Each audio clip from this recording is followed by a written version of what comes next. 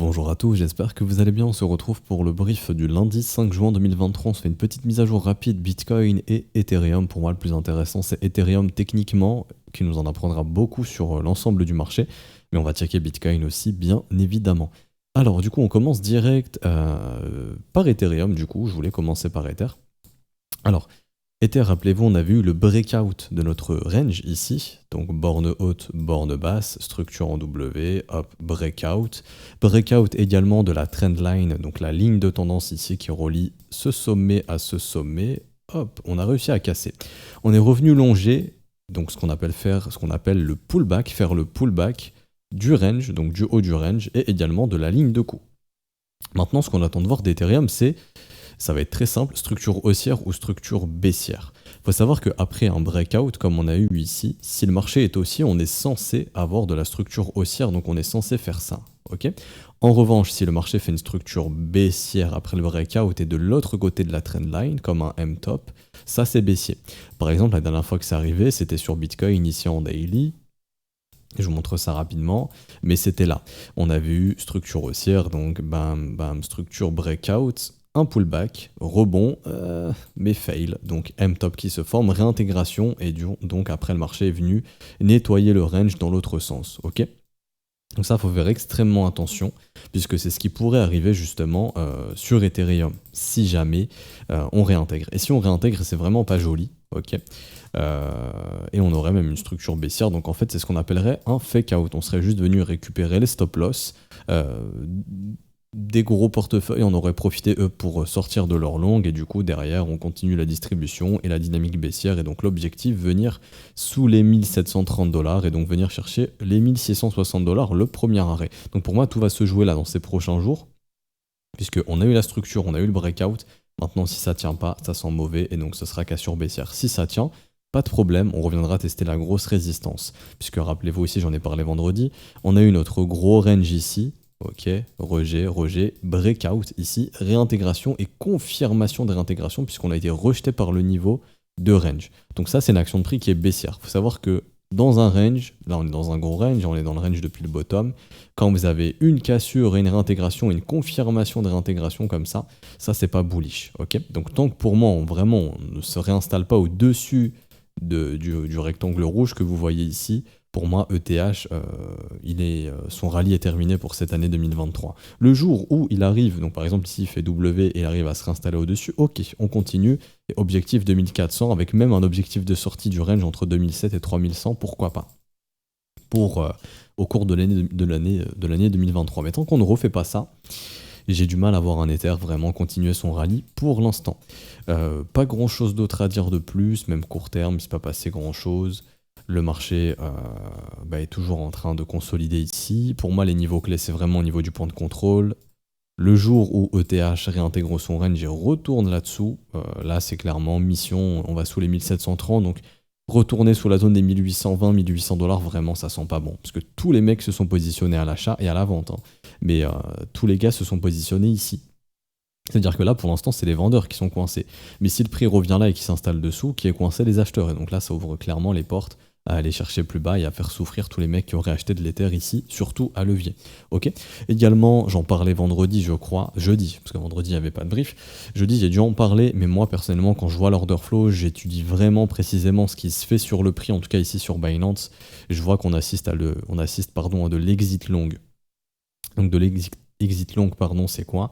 En gros, c'est probablement des algos qui sont set-up sur des comptes à grosse valeur, donc des gros portefeuilles qui font tout pour se barrer, pour distribuer leur longue. Pourquoi?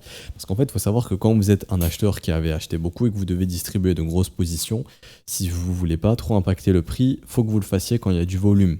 Et donc à chaque fois qu'il y a des chasses au stop qui se déclenchent ou des short squeeze, etc., je vois immédiatement des gros longs qui viennent se fermer, qui viennent absorber en fait tout ça. Vous voyez ça un peu quand il y a un short qui se fait squeeze, donc quand votre short se ferme, ça rachète en fait. Quand vous shortez le marché, vous faites une promesse de rachat. Donc quand votre short se ferme, vous rachetez au marché.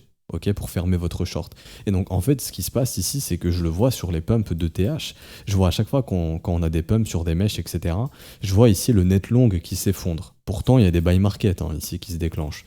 Donc, il y a des buy market qui se déclenchent parce qu'il y a des shorts qui sont fermés, mais aussi parce qu'il y a des longs qui s'ouvrent. Mais quand je regarde le delta, je vois qu'il y a beaucoup plus de longs qui se ferment. Il faut savoir que le comportement de Monsieur Tout-le-Monde n'est pas adapté à ce phénomène. C'est-à-dire qu'en gros, le retail n'est pas habitué à prendre profit sur des sommets et à prendre ses profits quand ça monte. Généralement, le retail, quand il a acheté, il va commencer à paniquer quand les prix baissent, et même s'il est en gain, il va vendre. Il vendra en gain, mais quand le marché va baisser. Il ne va pas vendre en gain très généralement quand le marché va pumper. En tout cas, à chaque fois, on ne verra jamais les retail réussir à prendre leurs profits sur les tops. À chaque fois qu'il y a un top sur ETH, je le vois ici en fait, on assiste à de l'exit pump, même sur Bitcoin, j'en parlerai après. Mais là par exemple, je vois bougie de pump, je vois des gros buy market qui se déclenchent, etc. Bon là j'ai augmenté la précision, hein. Si je la réduis, on aura plus de détails. Mais il y a quand même des buy market assez intéressants qui se déclenchent et pourtant le net long est négatif. Et il n'y a pas tant de shorts qui se font fermer. Donc je vois qu'il y a beaucoup de gens qui sont venus long, mais le net long delta arrive à être négatif parce qu'il y a des gros en fait qui, lorsqu'il y a une détection de volume, viennent vendre, viennent sell market probablement ça directement dans les ordres qui se déclenchent. Ou qui viennent se sell limit en fait tout simplement pour venir absorber tout ça. Et donc pour moi c'est synonyme d'exit long en fait tout simplement. À chaque fois qu'il y a des bougies de volume, bam, je viens voir delta négatif sur les longs. Donc pour moi en fait il y a des mecs qui en profitent pour distribuer. Dès qu'il y a du volume à l'achat, bam, on distribue. Ok. Donc ça c'est ce que je vois sur Ether et du coup je fais la transition sur Bitcoin. Je vais commencer par ça sur BTC, mais je le vois aussi sur Bitcoin. Vous voyez sur cette bougie de top ici, je vais vraiment réduire la précision hein, pour qu'on puisse que je puisse bien vous montrer. Mais vous voyez, il y a quand même beaucoup de buy market ici, il y a quand même des ordres en millions, c'est pas rien, même si allez, je mets le tick sur 1 pour avoir le plus de précision possible, il y a quand même beaucoup de buy market qui se déclenchent. Mais il n'y a pas beaucoup de shorts qui se ferment en fait. Ça, je le vois ici. Le delta net short, il est inférieur au delta net long. C'est pas logique en fait. Sur une bougie haussière comme celle-ci, sur le Bitcoin, surtout quand le Bitcoin vient et te fait croire qu'il est en train de breakout, etc. Les gens achètent ces breakouts, les gens ne vendent pas ces breakouts ici. Là, quand il y a eu le breakout, les gens ne vendent pas les breakouts. Enfin, oui, ne vendent pas les breakouts, ils les achètent. Surtout sur une bougie haussière comme celle-ci. Et donc là, vous voyez que le marché, hop, se reverse. Et donc moi, à côté order flow, je vois quoi vraiment ce qui se passe en direct sur Binance. Je vois ici, bam, net long négatif, ça n'a pas de sens. Généralement, quand le marché il monte, les gens ils sont tentés d'acheter, ils sont pas tentés de le vendre. Et surtout sur un top, en fait. Pour moi, c'est pas les retail ici qui forment les tops. Donc pour moi, pareil. Sur Bitcoin, il y a aussi cet exit long qui se met en place où dès qu'il y a du volume, dès qu'on sort des stops de vendeurs, etc., les acheteurs en profitent pour se barrer. La dernière fois que j'ai vu ça, c'était où? C'était ici. Non, c'était pas là. C'était où? Attendez, j'essaye de retrouver ça, parce que là je suis en 15 minutes. Alors, c'était très flagrant aussi. Attendez, je vais passer en 1 heure, je vais retrouver direct, comme ça je me prends pas la tête. Donc bon, là ça se voit direct. Et c'était où? C'était, ça c'est du net short, ici. Là il y avait aussi un petit peu d'exit long, là aussi un petit peu. Voilà, c'est ici. Là aussi pareil. Il y a beaucoup de shorts ici qui se ferment, donc du rachat au marché tout simplement. Et derrière, bam, sur cette bougie, pareil, qui est quand même assez importante. On part d'une bougie qui passe de 26 700 à 27 200. Quasiment, le marché est très peu volatile. On parle d'une bougie quand même qui fait du 400 $, en moyenne entre 400 et 500 $. Donc c'est pas une petite bougie quand même. Et il y a 1300 de delta long négatif. Donc pour moi, clairement, pareil ici. Les gars, exit long se barre en fait tout simplement. Dès qu'il y a du volume, même ici je le vois, dès qu'il y a un petit peu de volume, hop, les gars se barrent de leur longue. Mais franchement, le truc flagrant, c'était vraiment ici encore une fois, là, avant le dip, là, cette nuit, à minuit, il y a le pump, bam, ici net long, les mecs se barrent de position. Après, c'est pour ça que je passe en 15 minutes, parce que j'ai un petit peu plus de précision. Mais là, vraiment, sur cette bougie, c'était vraiment, vraiment flag. Donc ouais, ça, c'est ce qu'apprend l'order flow. En tout cas, c'est l'interprétation que moi, personnellement, j'en fais. Mais je vois que sur les pumps, les longues se barrent. Et du coup, sur le prix, ça donne quoi? Ça donne que on est revenu tester le haut de range ici, ok, qu'on n'a pas réussi à réintégrer. Donc ça, on en parlait, mais tant qu'on n'arrive pas à réintégrer le haut de range, bah, c'est baissier, c'est un mouvement qui est contrôlé par les vendeurs. On voit ici qu'on a eu l'exit pump en plus, hein, les mecs se sont cassés de leur long juste là, donc comme une impression qu'on est en train d'assister à de la distribution probable, ok, probablement de la distribution. Maintenant, techniquement, bah, pour l'instant, c'est baissier. C'est baissier dans le sens où, bon, déjà, premièrement, en daily, sommet, creux, sommet, cassure de creux, on trouve du sommet descendant. Pour l'instant, le sommet descendant, il est toujours ici. Et surtout en weekly, où le graphique, il y a un M dans un éventuel M qui est en train de se former. Ici, vous voyez M, M, M. C'est pas une action de prix qui est super haussière, ok. Du coup, pour moi, hein, vraiment, en tant que Bitcoin n'arrive pas à se réinstaller au-dessus de cette zone de prix, là je vais vous montrer ça en daily, mais pour moi vraiment tant qu'on n'arrive pas à se réinstaller au-dessus de ça, et je dirais même au-dessus de ce niveau, pour être transparent, tant qu'on n'arrive pas à se réinstaller au-dessus de ça, c'est baissier, ok. On est retourné dans le range, on n'arrive toujours pas à se réinstaller au-dessus, on est en train de retester le support pour la 10e fois ou je ne sais combien de fois. Si ça casse, bon bah direction déjà la MA200 weekly. Moi perso je mets la MA208, j'ai déjà expliqué pourquoi. Parce que dans une année, il y a 52 semaines, 52 x 4, 208. Donc en fait, je prends la moyenne de prix des 4 dernières années. Et pour moi, ça a plus de sens de prendre MA208 que MA200. Ça, c'est mon point de vue. Et du coup, c'est pour ça que je prends la MA208 qui se trouve en weekly aux environs des 25 008. Bon, ce sera un niveau à venir tester. Et du coup, bah, après une cassure haussière de range et une réintégration, tu peux t'attendre à quoi? Tu peux t'attendre à tout simplement une cassure baissière. Et donc, ce serait test de cette MA208 et le premier arrêt à 25 000 $. D'ailleurs, c'est là que la majorité attend pour acheter. Ici, là, clairement, les ordres limites sont vers ces 25 à 25 000, entre 26 et 25 000 $.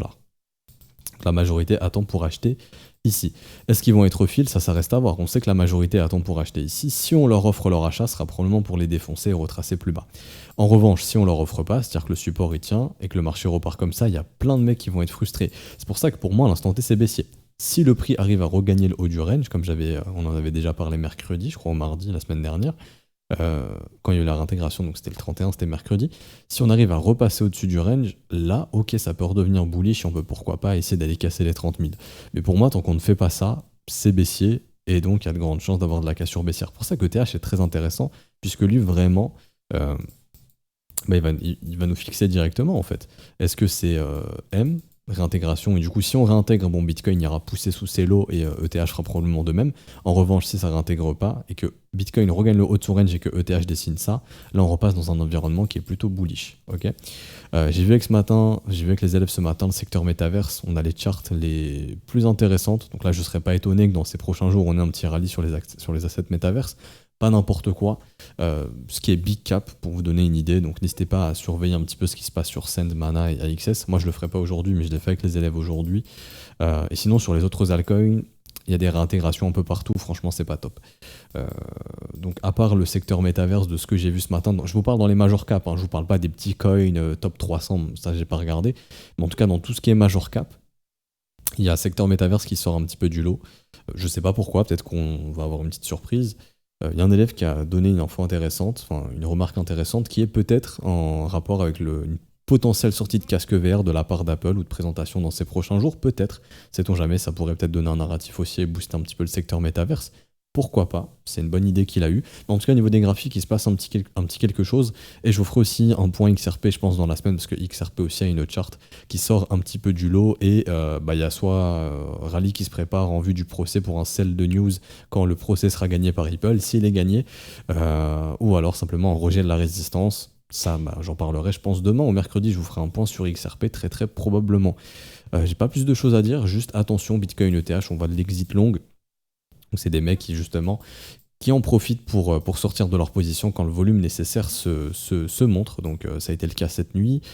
Faut surveiller. Ok, je vois des petits shorts qui se déclenchent ce matin, donc je serais pas étonné si on a un rebond, histoire de encore une fois faire de l'exit long. Donc là vraiment, ce serait vraiment facile en fait. Mais en gros, si là avec les shorts qui s'ouvrent, je vois un petit rebond et que pareil, je revois du delta long qui se ferme sur des bougies haussières, je me dis ok, les mecs, pareil, ils en profitent de squeezer les vendeurs pour sortir de leur position longue, tout simplement. Donc en fait, les gars sont en train de distribuer. Pour l'instant, on est en train d'assister à ça. Maintenant, il faut voir ce que le prix peut dessiner aujourd'hui et est-ce qu'on aura encore de l'exit long ou pas. J'ai pas plus de choses à dire que ça. Sincèrement, je pense que j'ai fait le tour ce matin pour Bitcoin et Ether. Je vous ferai aussi un petit point macro, mais on a un dollar index qui continue de poursuivre. Juste vigilance, on a cassé des creux, donc on est peut-être en train de trouver des sommets descendants. Mais ça, j'en parlerai, je pense, demain ou mercredi. Mais en tout cas, cette semaine, je vous prépare un point XRP et on fera aussi un petit point macro, donc soit demain ou mercredi. Je pense que j'ai pas grand-chose d'autre à dire de plus. Ouais, on s'arrête ici. Si ça vous a plu, n'hésitez pas à laisser un petit pouce bleu, vous abonner si ce n'est pas déjà fait. Également, rejoindre l'école. Maintenant, ça se passe sur notre site web écoleletronfzco.com. Vous avez le lien en description ou en commentaire épinglé. Vous pouvez rejoindre l'école, il n'y a pas de problème. Hop, s'inscrire, vous choisissez votre formule. Donc, par exemple, la formule mensuelle. Et vous avez le choix, donc là, vous mettez nom, prénom et email. Et vous avez le choix de payer soit en crypto ou en carte bancaire. Donc c'est vous qui décidez. Il n'y a plus de renouvellement le premier du mois. C'est très bien, c'est très très positif. C'est ce qui fait que, grosso modo, vous pouvez prendre votre abonnement quand vous le souhaitez et également les abonnements sont cumulables. Donc par exemple, si vous avez un abonnement mensuel et que vous voulez passer sur un trimestriel par la suite, si vous restez quelques jours de votre abonnement mensuel, ça va se cumuler. Vous n'allez pas perdre les jours d'abonnement en mensuel. Et aussi, tout le contenu de la formation se retrouvera sur le site très très très bientôt. On est en train d'intégrer tout ça, on a bientôt terminé. Donc au courant du mois de juin, normalement, vous aurez tout le contenu de la formation sur le site et donc tout le contenu ne sera plus sur Discord mais directement sur le site web. Ok, et vous avez aussi accès au brief privé tous les matins que je fais avec les élèves. Par exemple, ce matin, on a vu quelques petits assets dans le Metaverse qui pourraient être sympas et on a analysé aussi XRP. Donc n'hésitez pas à nous rejoindre. C'est sans engagement, vous pouvez annuler votre abonnement quand vous le souhaitez et maintenant tout se passe directement sur le site web. Ouais, je pense qu'on est bon. Également, vous inscrire via notre partenaire BitGet. Bientôt un prochain concours. J'attends un peu plus de volatilité pour vous faire un prochain concours en partenariat avec BitGet. Donc pour tous ceux qui se seront inscrits via le lien partenaire en description et en commentaire épinglé, vous pourrez participer à ce prochain concours et tous ceux qui se sont déjà inscrits, vous pourrez participer. Il n'y a pas besoin de se réinscrire, bien évidemment. Je m'arrête ici. Bonne journée à tous. Je pense qu'on se retrouvera demain ou mercredi. À demain ou mercredi. Ciao, ciao.